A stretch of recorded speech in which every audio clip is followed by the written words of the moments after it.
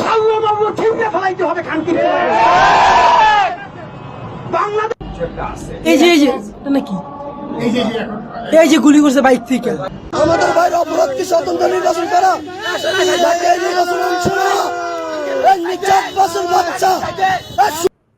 সুপ্রিয় দর্শক, চাঞ্চল্যকর লোমহর্ষক শুরু হয়ে গেছে ইউনূসের মেটিকুলাস ডিজাইনের আরেক খেলা।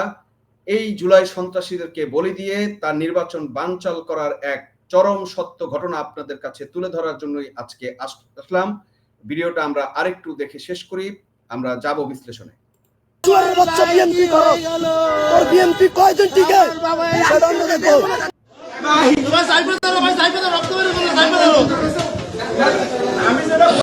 মারিয়ার সিরিয়ালে কিন্তু এখন হাদি আপনার বরিশালে যে ফুয়াদ ভাইয়ের উপর যে আক্রমণটা হলো, আমাকে বেশ কয়েকজন কনফার্ম করছে যে এখন কিন্তু মারিয়ার সিরিয়ালে হাদি। সুপ্রিয় দর্শক, বাংলাদেশের রাজনৈতিক অঙ্গনে আজ এমন এক বিভীষিকাময় ঘটনা ঘটেছে যা নিছক কোনো অপরাধ নয়। এটি হলো ডক্টর মোহাম্মদ ইউনূসের নেতৃত্বাধীন অন্তর্বর্তী সরকারের সেই মেটিকুলাস ডিজাইন এর প্রথম বাস্তবায়ন, যা দেশের নির্বাচনের প্রক্রিয়াকে বানচালন করার জন্য সাজানো হয়েছে। আমরা কথা বলছি ওসমান হাদিকে গুলি করার বর্বরচিত ঘটনা নিয়ে। এই ঘটনা কোনো সাধারণ ঘটনা নয়, এটি হলো ইউনূসের সেই পিচাস ষড়যন্ত্রের প্রথম ধাপ, যেখানে নির্বাচন বন্ধ করতে এবার তিনি বেছে নিয়েছেন জুলাই সন্ত্রাসীদের বলি দেওয়ার এক ভয়ঙ্কর পথ। আজ আমরা বিশ্লেষণ করব কিভাবে এই হত্যাকাণ্ড ইউনূস এবং জামাত শিবিরের পরিকল্পিত চক্রান্তের অংশ, কেন তারা এই মুহূর্তে শীর্ষ জুলাই সন্ত্রাসীদের হত্যা করতে চাইছে এবং কিভাবে এই হত্যার দায় বিএনপি আওয়ামী লীগের উপর চাপিয়ে দিয়ে নির্বাচনের পরিবেশ নেই বলে প্রচার করার ঘিন্ন নকশা তৈরি করার চেষ্টা করা হচ্ছে। ওসমান হাদিকে গুলি করা নিছক কোনো সাধারণ সহিংসতা নয়, এটা হলো ডক্টর ইউনূসের সেই মেটিকুলাস ডিজাইনের প্রথম শিকার। ইউনূসের এই ষড়যন্ত্রের মূল উদ্দেশ্য হলো দেশে এমন এক অস্থিতিশীল পরিবেশ তৈরি করা যেখানে সাধারণ মানুষের জীবন ভয়ে কাঁপবে এবং আন্তর্জাতিক মহল প্রচার করবে বাংলাদেশের নির্বাচনের পরিবেশ নেই, এবং এটাই সেই পরিবেশ তৈরি করার চেষ্টার একটা অংশ হিসাবে আমরা দেখছি। এই পরিকল্পিত হত্যাকাণ্ডের সহায়ক হিসেবে কাজ করছে ইউনূসের দীর্ঘদিনের রাজনৈতিক মিত্র জামাত শিবির। তারাই আজ হাদিকে গুলি করে সেই ভয়ঙ্কর নকশা বাস্তবায়ন শুরু করলো। সাওয়ার মাওয়ার ছিঁড়ে ফেলার মতো যে হাদি, সাওয়া মাওয়া ছিঁড়ে ফেলার যে কথা বলেছিল হাদি, এই কথাটির মধ্য দিয়ে লুকিয়ে আছে এক গভীর প্রতীকী অর্থ। হাদিকে বলি দিয়ে তারা দেখাতে চাইছে জুলাই সন্ত্রাসীরা এখন নিরাপদ নয়। এই ভয় অস্থিতিশীলতা সৃষ্টি করা ইউনূসের মূল লক্ষ্য। ইউনূস কেন এই মুহূর্তে জুলাই সন্ত্রাসীদের বলি দিতে চাইছেন, এর পিছনে রয়েছে এক জঘন্য রাজনৈতিক হিসাব নিকেশ। ইউনূস তার আন্তর্জাতিক প্রভুরা বুঝতে পেরেছে নির্বাচন না করে অনির্দিষ্টকাল ক্ষমতা ধরে রাখা অসম্ভব, তাই নির্বাচন বন্ধ করাই তাদের একমাত্র পথ। নির্বাচন বানচাল করার জন্য তাদের দরকার জুলাই আন্দোলনের মতো আরেকটি গণ আন্দোলন। সেই আন্দোলনের নেতা কর্মীরা এখন হতাশ এবং বিভক্ত।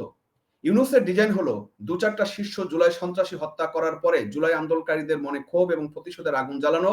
এই হত্যার মাধ্যমে নিহতদের শহীদ বানিয়ে সেই শহীদদের নাম ব্যবহার করে তারা আরেকটি আন্দোলন চাঙ্গা করতে চেষ্টা করছে। এই আন্দোলন চাঙ্গা করে তারা দাবি করবে দেশের ভয়াবহ সংঘাত চলছে, তাই নির্বাচনের পরিবেশ নেই। এভাবেই নির্বাচন বানচাল করা হবে। ইউনূসের এই গভীর ষড়যন্ত্রের মূল কষাই হিসেবে কাজ করছে জামাত শিবির।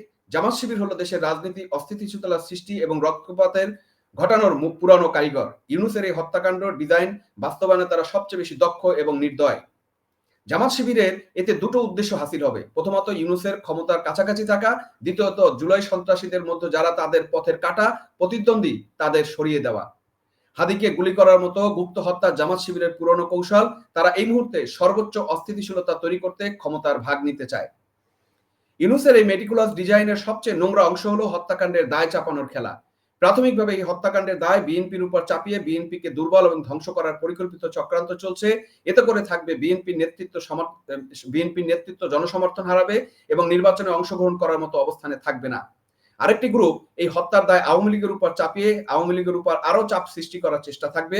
তাদের উদ্দেশ্য হলো আওয়ামী লীগও যেন রাস্তায় নামতে না পারে এবং তাদের রাজনৈতিক কর্মসূচি পালন করতে না পারে। দুই প্রধান রাজনৈতিক দলকে দুর্বল এবং নিষ্ক্রিয় দিয়ে ইউনূস তার ক্ষমতার মসনদ নিরাপদ করতে চান। তিনি চান বাংলাদেশ শুধু ইউনূস এবং জামাত শিবিরের মিত্রদের রাজনীতি করার অধিকার থাকবে।